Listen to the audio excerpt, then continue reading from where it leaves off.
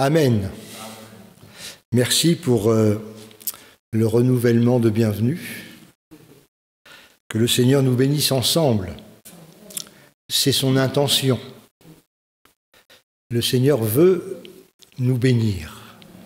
Bien plus peut-être même que ce que nous ne pensons.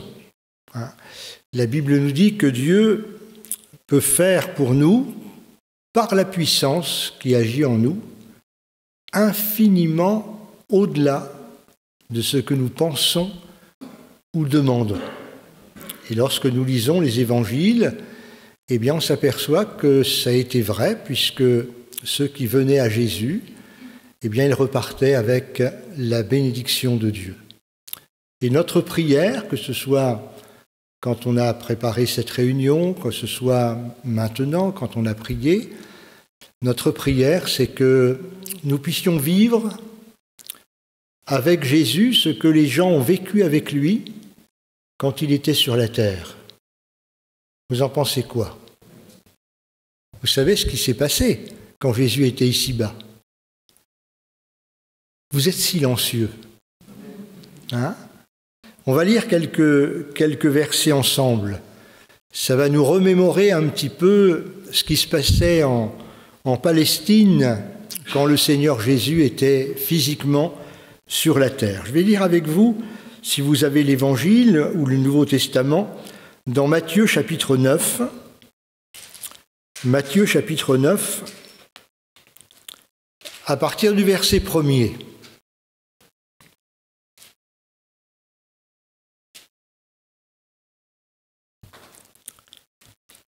Jésus, étant monté dans une barque, traversa la mer et alla dans sa ville.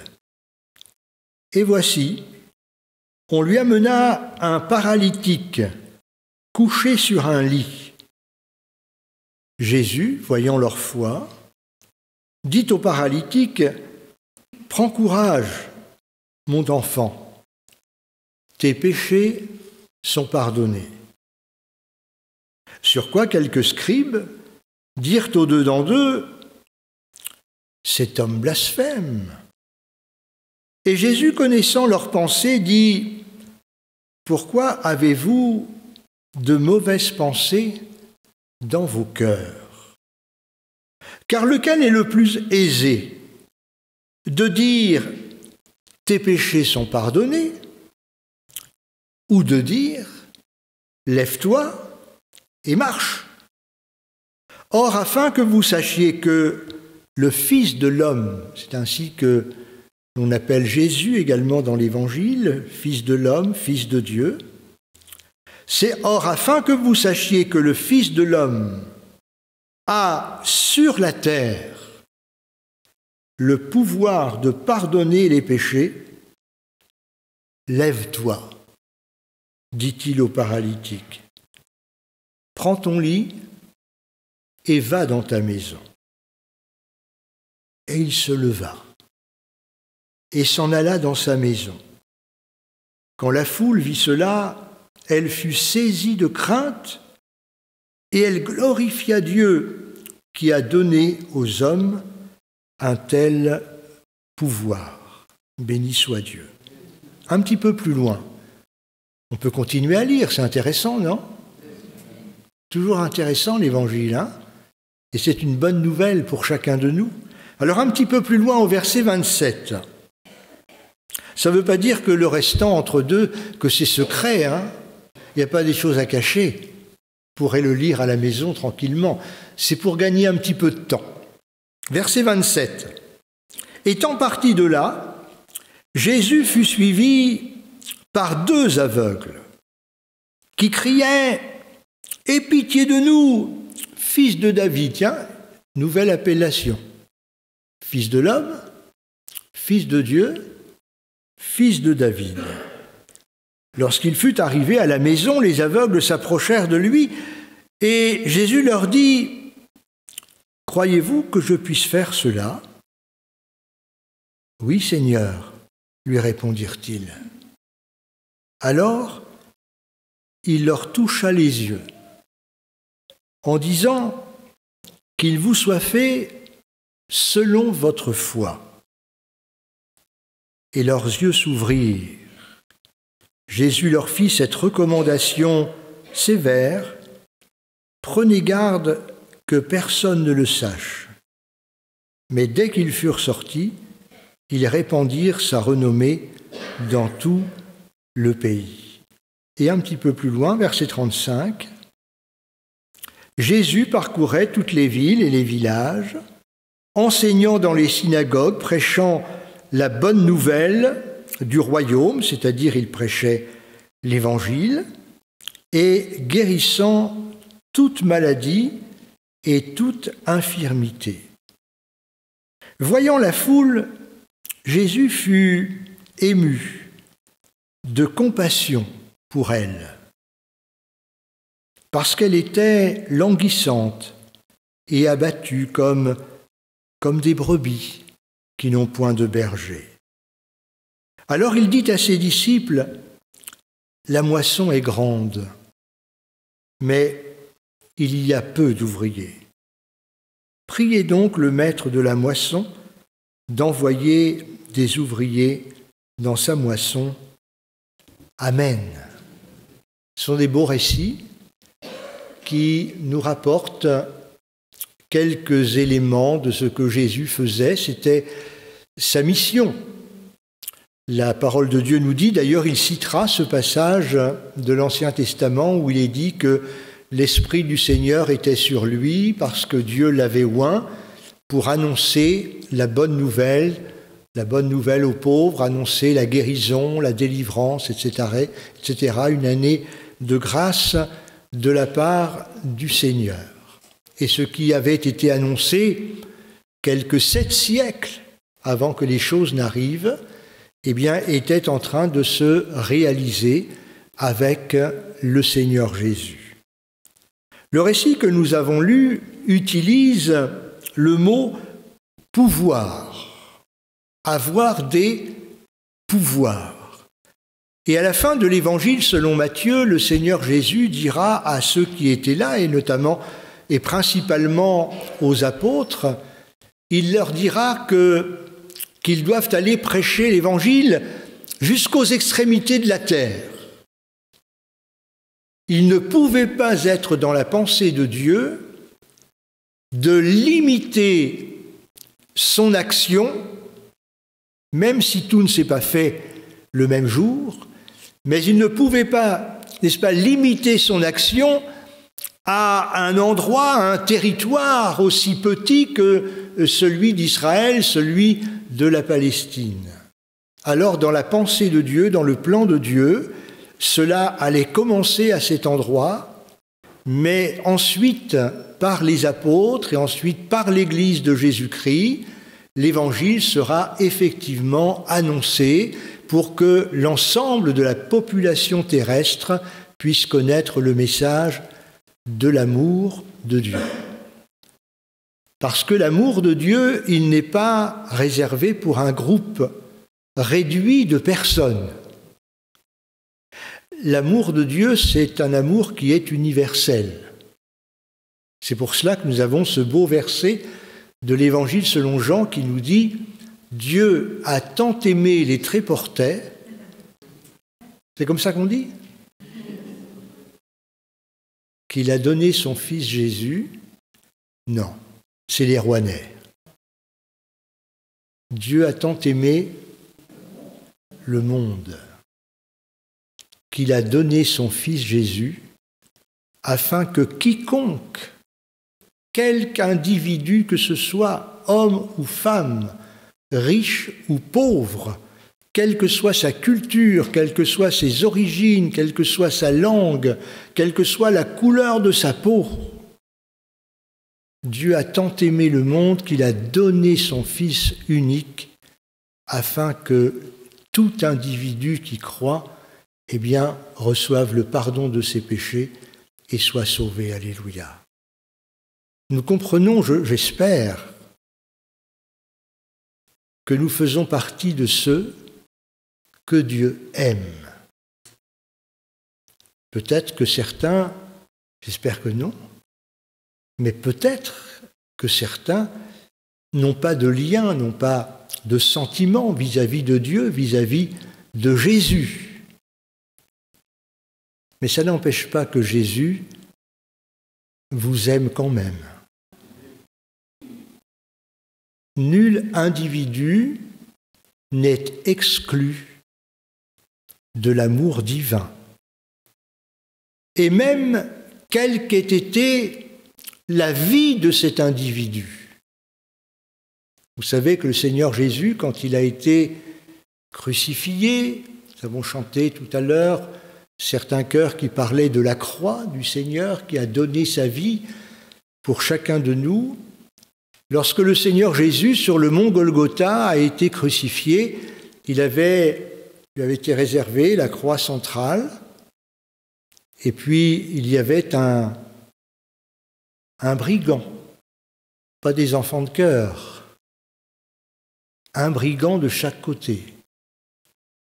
Et l'un d'entre eux, voyant ce Jésus qui avait fait tant de bien ici et là, qui se disait fils de Dieu, eh bien va parler à Jésus, va se moquer de lui, et va lui dire « Mais si tu es le Fils de Dieu, descends de ta croix, et puis sauve-nous en même temps !»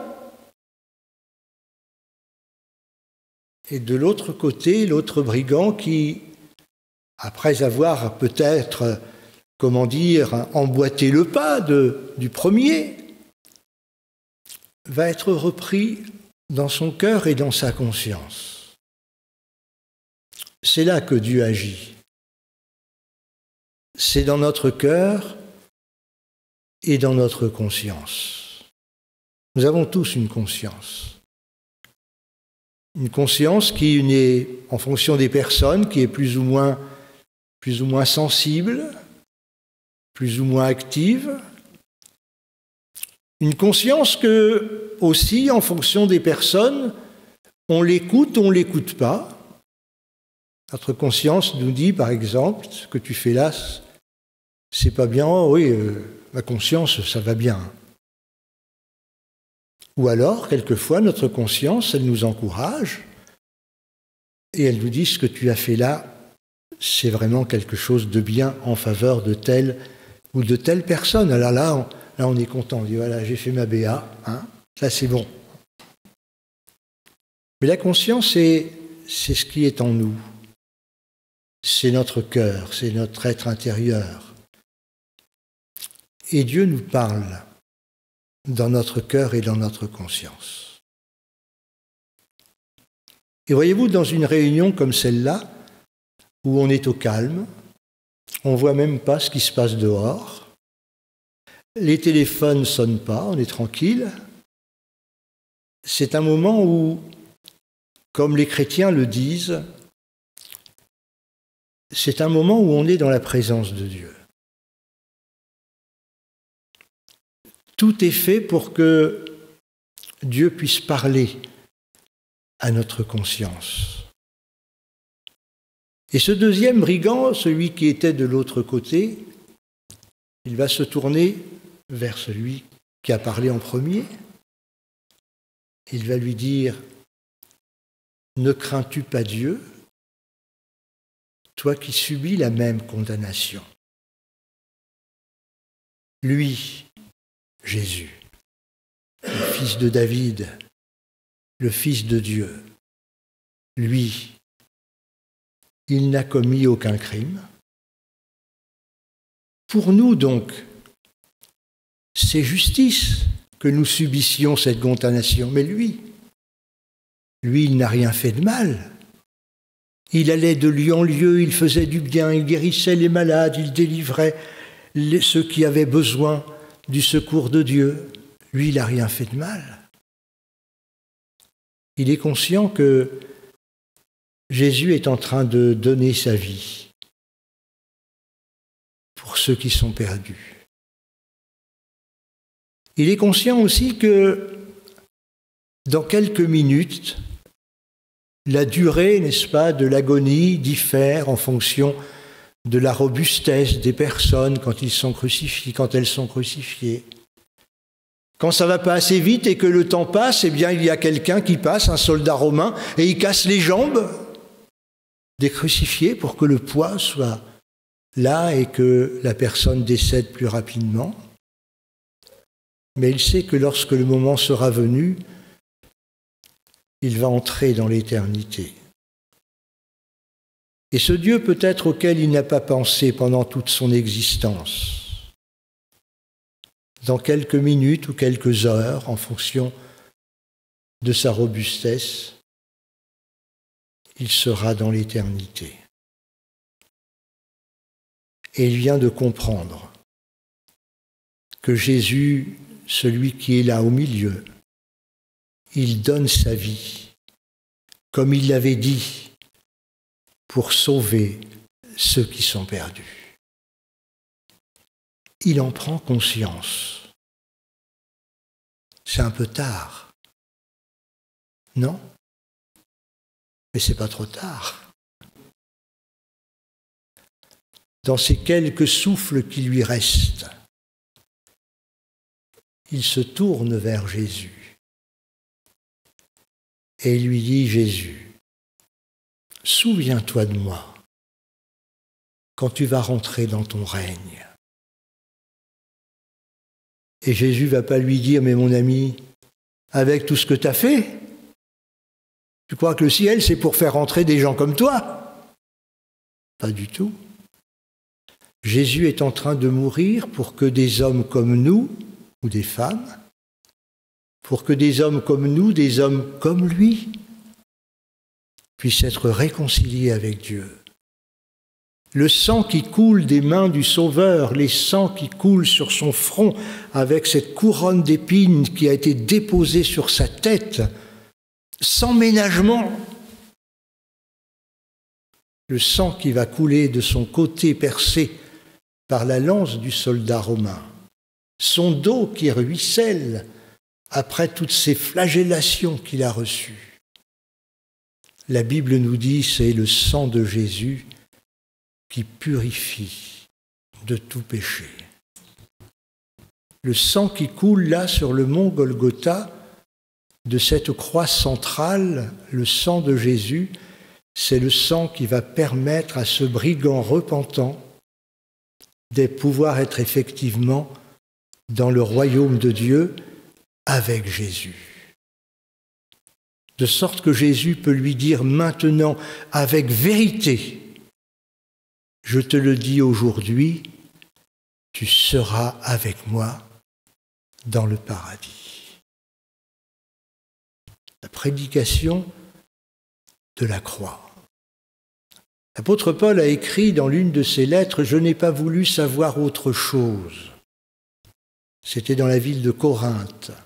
« Je n'ai pas voulu savoir autre chose que la prédication de la croix. » Oh, l'apôtre Paul était une personne érudite.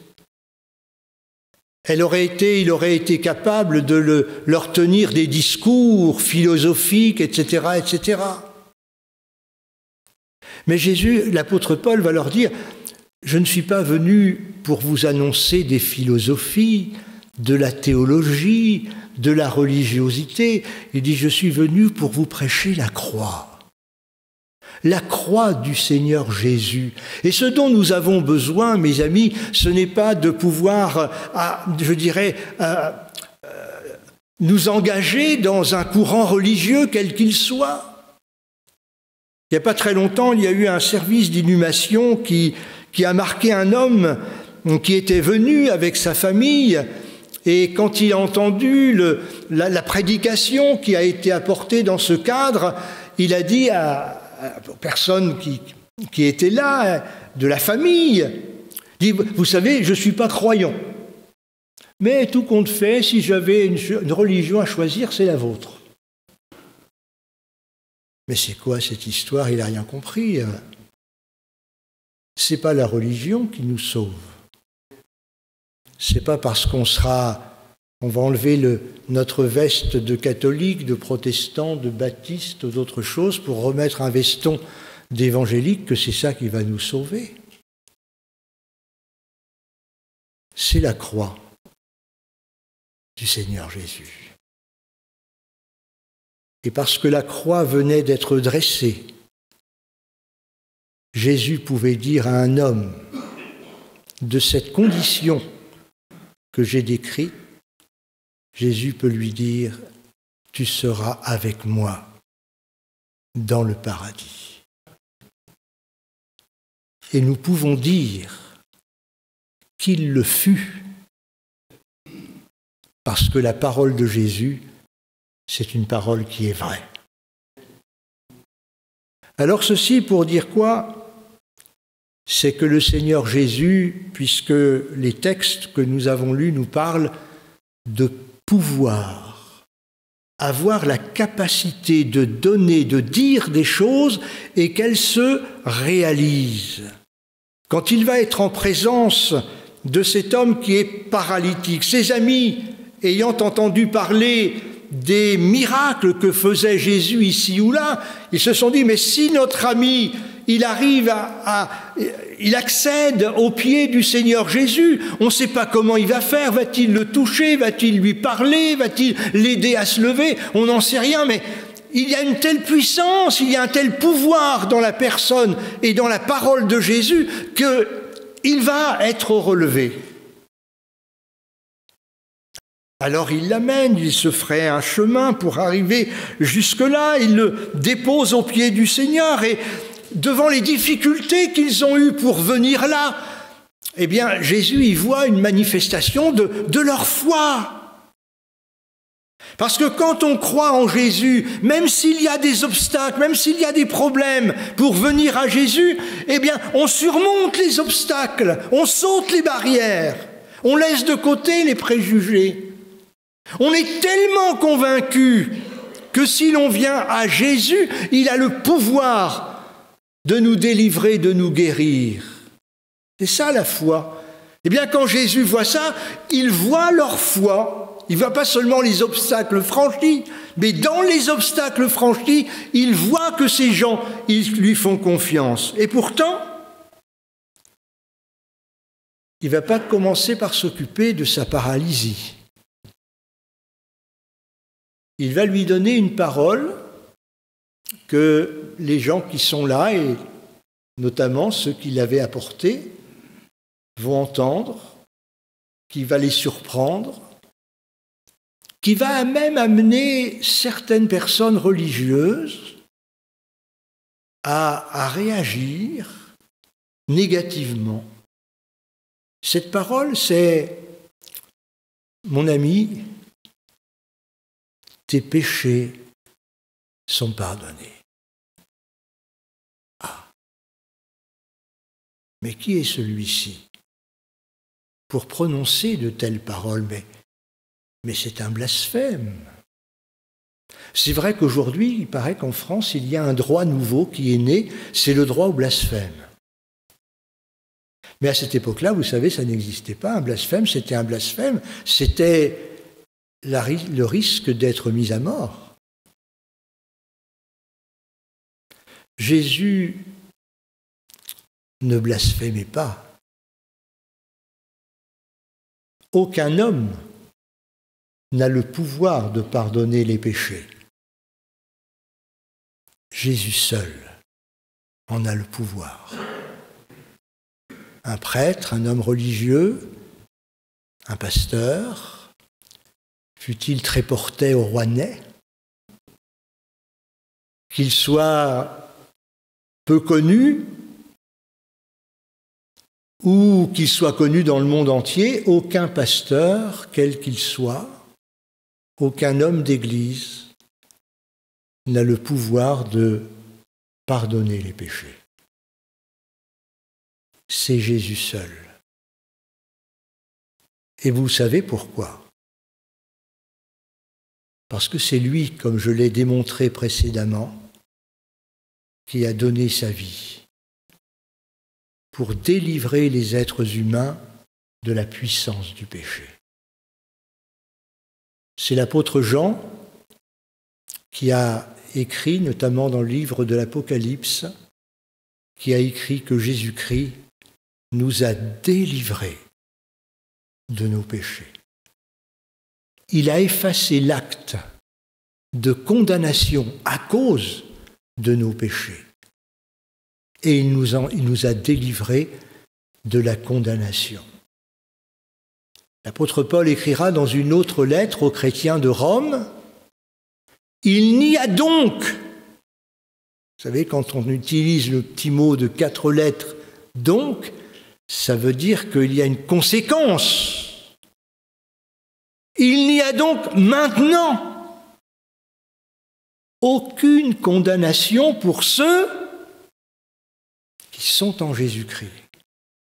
Ceux qui sont revenus à Dieu de tout leur cœur, qui ont demandé pardon au Seigneur et qui ont dit au Seigneur Jésus, « Eh bien Seigneur, je viens vers toi, voilà l'homme que je suis, voilà la femme que je suis, le jeune homme, la jeune fille, que je suis, même l'enfant que je suis.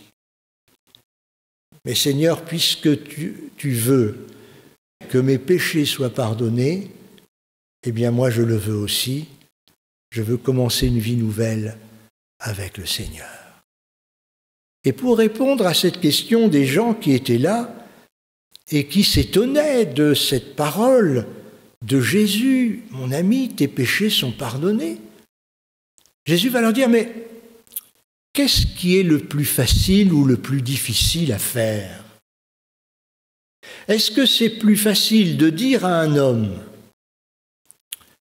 homme paralytique qu'on a porté sur son lit pour le déposer aux pieds de Jésus, qu'est-ce qui est le plus facile à faire? C'est de dire au paralytique, « Mon ami, lève-toi, prends ton lit et rentre chez toi. » Ou est-ce que c'est de lui dire, comme il l'avait fait précédemment, « Mon ami, tes péchés sont pardonnés. » Et vous avez lu la suite avec moi, afin que vous sachiez que le Fils de l'homme, Jésus, a sur la terre le pouvoir de pardonner les péchés.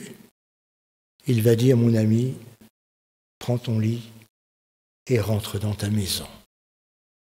Et l'homme se lève, il part chez lui, guéri par le Seigneur, et avec une âme qui a été purifiée par le Seigneur Jésus. Parce que Jésus n'est pas revenu, ne s'est pas rétracté sur cette parole « tes péchés sont pardonnés ». Quand il lui a dit cela, la chose est devenue effective. Béni soit Dieu. Et les gens ont été complètement bousculés dans leur cœur et dans leur âme. Vous vous rendez compte comment la chose s'est passée? Béni soit Dieu. Alors quelquefois, le Seigneur fait l'inverse. Quelquefois, les gens sont guéris, puis ensuite ils font l'expérience de la conversion, du pardon des péchés. C'est le Seigneur qui est le maître de l'ordre des choses. Il y a quelques dizaines d'années en arrière, dans la ville de Caen, je ne sais pas si je vous ai déjà donné ce témoignage-là. Toi qui as une bonne mémoire, Jocelyn. Tu connais la suite, non? Alors tu ne sais pas. C'était dans la ville de Caen, il y a quelques années en arrière. C'était l'époque du pasteur évangéliste, M. Boudehen. Et ils étaient dans leur maison avec son gendre, je ne sais pas si c'était son gendre ou son futur gendre, M. Euzé, Charles Euzé. Et le soir, pendant qu'ils prenaient le repas, il y a une sœur qui était là, peut-être Mme Boudehen, qui a dit, elle a eu comme une révélation dans son cœur. Et elle a dit, demain matin au culte, on va voir quelque chose d'extraordinaire. Mais c'est quoi? Elle ne l'a pas dit, elle ne savait certainement pas. Et le lendemain, donc le fameux dimanche en question, c'était un jour de baptême. C'est-à-dire que des gens qui avaient accepté le Seigneur Jésus comme leur sauveur personnel, eh bien, avaient décidé d'obéir à Jésus en se faisant baptiser. Ce qui est la suite normale. On vient à Jésus comme un pécheur perdu, il pardonne nos péchés et on veut s'engager dans une vie nouvelle. Et c'est de cette manière-là qu'on en montre notre volonté de changer de vie et d'aller avec le Seigneur. Et s'il y en a parmi nous qui n'ont pas encore fait ce pas du baptême selon l'enseignement biblique, je vous encourage à en parler avec le frère responsable de cette église. Alors le dimanche matin, au culte, c'était un culte avec service de baptême.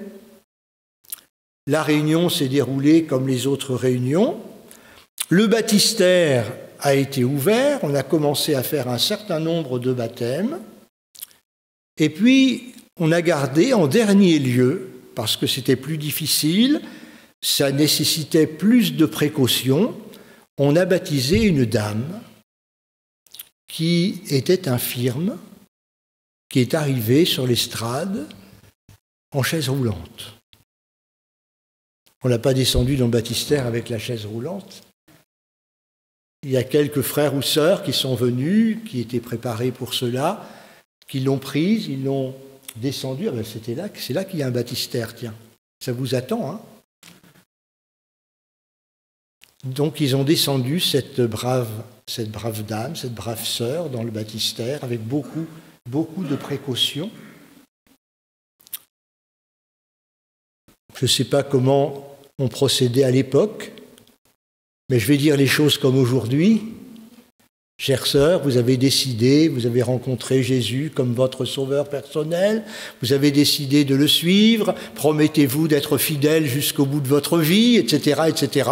La phrase varie un petit peu en fonction des pasteurs, mais on demande aux gens de confesser publiquement leur foi. Et puis en général, les baptisés ressortent de l'eau, mais vous avez compris ce qui s'était passé. Sauf que sans que personne ne s'y attende, la dame, quand elle est sortie de l'eau, elle est ressortie debout sur ses jambes. Elle est descendue de l'estrade. Le Seigneur l'avait délivrée.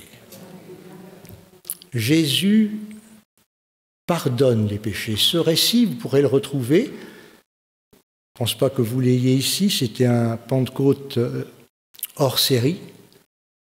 C'est le Pentecôte, il y a une colombe, voilà. Si vous voulez le lire, je vous l'apporterai. Je pourrais vous le prêter, parce que je dois en avoir qu'un. Hein? Donc il faudra être patient. Ou alors on le mettra là, puis le pasteur vous lira le texte. D'accord? Et vous retrouverez ce texte-là, c'est une réalité, ce que je vous dis là.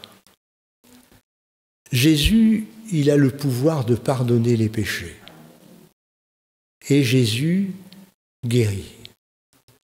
Il est le même hier, aujourd'hui et éternellement. Béni soit Dieu. On cite souvent des témoignages de la Bible. Je suis en train de chercher si j'ai mon téléphone. Je ne vais pas téléphoner, hein, rassurez-vous. Je ne vais pas envoyer un texto non plus.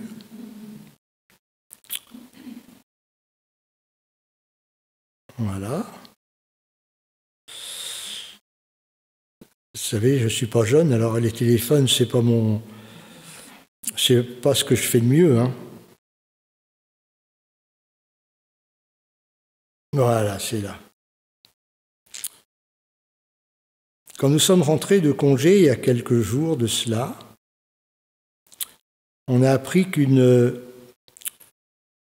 sœur de l'agglomération rouennaise a son fils, qui est un fils, attendez, c'est pas un petit garçon hein, non plus, c'est un jeune homme de 29 ans. Et il était avec un de ses amis qui avait une trottinette électrique. Et puis, il lui a proposé de faire un petit tour, mais il ne l'avait jamais fait. Donc, il est monté sur la trottinette, il a fait quelques tours. Il s'est trouvé devant, je ne sais pas si c'est un poteau ou un potelet, quelque chose comme ça. Il a dû faire une fausse manœuvre. Et puis, il est tombé à la renverse avec la trottinette électrique et il s'est tapé le derrière de la tête sur le trottoir et il était dans le coma. J'ai su ça en rentrant de vacances, bien sûr, on a prié. J'ai envoyé un petit mot à cette sœur qui s'appelle Sylvie, son fils s'appelle Azaël, celui qui a eu l'accident. Et elle m'écrit ceci. Monsieur Burette, Azaël va de mieux en mieux. Il était dans le coma. on lui avait ouvert une partie de la boîte crânienne, on lui enlevait tout un morceau de la boîte crânienne pour pouvoir aller travailler et faire les soins qu'il y avait à l'intérieur. Et il n'avait toujours pas remis cette plaque, mais son état s'améliorait. Il va de mieux en mieux, il mange bien, il boit sans fausse route. Demain à 13h, le chirurgien va l'opérer pour remettre l'os de sa tête. Et si l'opération se passe bien, lundi, il sera hospitalisé aux Herbiers. C'est à Bois-Guillaume, un hôpital qui est spécialisé pour la rééducation des traumatismes importants. Hospitalisé aux Herbiers pour la rééducation, une nouvelle étape, la phase critique se termine. Les médecins sont toujours étonnés par les progrès rapides d'Azaël. Bonne soirée, voilà. Elle m'envoie un autre message. Il parle de mieux en mieux. Il utilise sa main droite pour se gratter. Il y a des choses comme ça que ça fait plaisir de les lire. Hein ? Il utilise sa main droite pour se gratter, essuyer son visage. Les kinés disent qu'Azaël fait beaucoup de progrès. Gloire à Dieu, Dieu est grand. Merci Sylvie pour ces nouvelles encourageantes. Et dernier message qu'elle m'a adressé, c'était vendredi. Bonjour Monsieur Burette, Azaël s'est réveillé à 5h du matin. Il va bien, gloire à Dieu. Il avait soif au réveil, il a bu 2 verres d'eau, puis il s'est rendormi jusqu'à 8h pour les soins. Les infirmières lui retirent le pansement demain matin. Notre Dieu est puissant et fidèle, je suis comblé par l'amour de Dieu. Bonsoir, Monsieur Burette. Le chirurgien qui a opéré Azaël a dit « Des cas comme Azaël, ça nous donne du baume au cœur, car ces cas-là ne s'en sortent jamais, sinon dans un état végétatif. Dieu est grand et puissant. » C'est une affaire qui est en cours. Ça ne date pas de quelques dizaines d'années en arrière. Vous comprenez pourquoi, quand on prêche l'Évangile, pourquoi, quand on prêche la croix du Seigneur, nous aimons à rappeler que Jésus-Christ est le même, hier, aujourd'hui, éternellement. Azaël n'est pas chrétien, sa maman est chrétienne. Mais nous prions pour que non seulement il soit, comme vous l'avez lu avec moi, qu'il soit pleinement rétabli dans son corps, mais surtout que son âme soit sauvée. Qu'il se tourne vers celui qui l'a guéri et qu'il reçoive le pardon de ses péchés et le salut de son âme. Le Seigneur Jésus disait, mais que servirait-il à un homme de gagner tout le monde s'il perd son âme? C'est la raison pour laquelle je vous encourage à vous tourner vers Jésus et à laisser le Seigneur parler à votre cœur à l'intérieur, à votre conscience. Dieu vous aime. Jésus vous aime. Il a donné sa vie pour chacun de nous. Nous voulons le recevoir dans notre vie.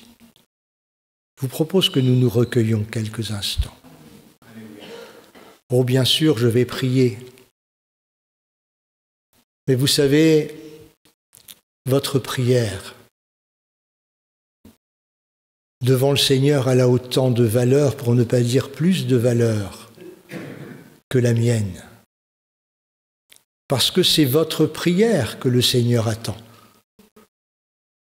C'est que vous puissiez lui dire à votre tour, « Seigneur, depuis tant d'années que j'entends parler de toi, que j'ai compris cet amour que tu as pour moi, Seigneur, je veux que tu sois dans ma vie. Il n'y a que vous qui pouvez le dire au Seigneur. Il n'y a que vous qui puissiez ouvrir la porte de votre cœur. Il n'y a que vous qui puissiez prendre la décision de recevoir Jésus-Christ comme votre sauveur personnel. Et il n'y a que vous qui pourrez prendre la décision un jour, bientôt j'espère, de dire voilà, moi aussi je veux être baptisé. Parce que Jésus a dit que c'est celui qui croira et qui sera baptisé, qui sera sauvé. Amen. Seigneur mon Dieu, cet évangile que tu nous as confié, nous voulons le prêcher avec simplicité, avec cœur, avec amour, parce que nous sommes émus, Seigneur, dans notre cœur et dans notre âme, quand nous savons que des amis, Seigneur, des sympathisants, des gens qui viennent dans nos réunions, eh bien, n'ont pas encore fait le pas qui va les sauver, la prière qui va les sauver, cette prière que seuls peuvent prononcer. Alors, Seigneur, je te demande de bénir nos amis qui sont là, de leur faire du bien et qui réalisent que ce qui a été fait à la croix du Calvaire, ça a été fait bien évidemment pour le monde entier dans un esprit universel, mais ça a été fait aussi pour eux, personnellement. Seigneur, tu sais qu'au milieu de nous, il y a aussi certains qui auraient besoin de la guérison divine. Tu vois les quelques exemples que j'ai pu citer, exemples de l'Évangile, mais aussi des exemples récents, des exemples présents. Seigneur, toi qui es là, je te prie dans ta grâce de passer de l'un à l'autre, de poser ta main sur lui, sur elle, et de lui apporter la délivrance dont il ou elle a besoin. Béni soit le Seigneur. Ça, c'est ma prière. Vous qui êtes malades, dans votre cœur, dites Seigneur, fais telle et telle chose pour moi. Seigneur, je ne mérite rien. Ce que tu vas faire, Seigneur, c'est par pure grâce. Ce que tu vas faire, c'est un acte d'amour, une preuve de ton amour pour moi. Seigneur, merci de ce que tu fais pour lui, pour elle.